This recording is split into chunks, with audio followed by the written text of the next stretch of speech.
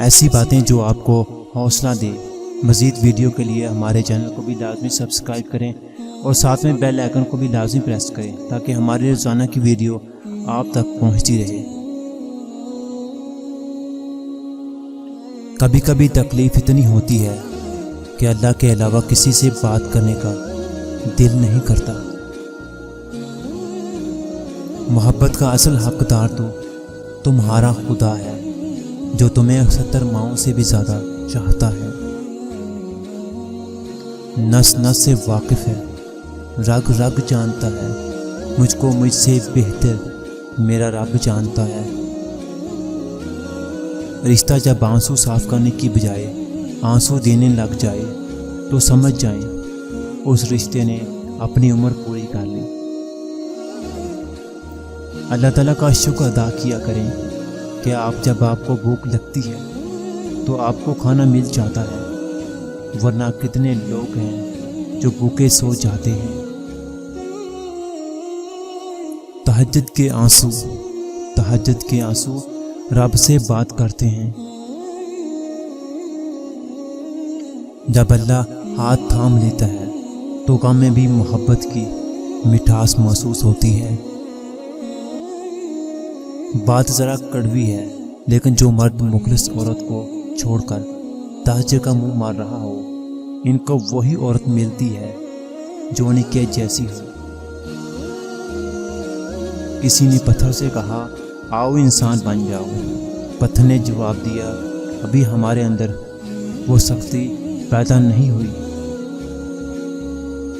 آپ کا دعا کے لیے ہاتھ اٹھانا ہی دعا کی قبولیت کی دلیل ہے کہ اللہ تعالیٰ آپ کو دینا چاہ رہا ہے، تبھی تو آپ کو مانگنے کی توفیق دی ہے۔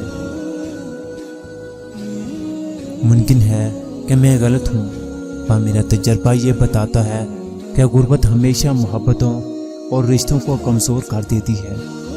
یا رب، ہر بہن جو اس وقت کرائے کے گھر میں رہتی ہے اس کو اپنی ذاتی چھت عطا کر کے تو اس پر کرم فرما دے۔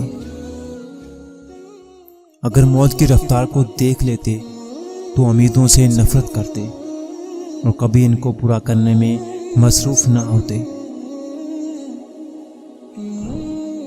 نیکی تمہاری چھوٹی ہو یا بڑی، تمہارے رب کو اگر پسند آ جائے تو وہ دوزخ حرام کر دیتا ہے۔ وہ ایسا رحمان ہے جو کسی کا سوال رد نہیں کرتا۔ ہر وہ انسان تو ٹکے کا ہی ہے جو کسی کی دل میں جگہ بنانے کے بعد بھی اسے بہتر کی تلاش میں رہے۔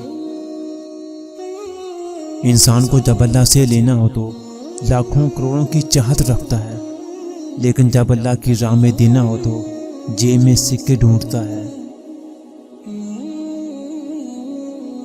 انسان تو صرف اچھے انسان سے محبت کرتا ہے، جبکہ اللہ پاک تو برے انسان کو بھی اکیلا نہیں چھوڑتا۔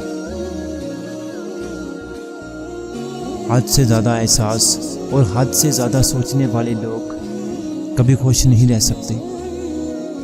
غافل ہیں مگر ٹھوکر لگے تو سجدہ اللہ کو ہی کرتے ہیں۔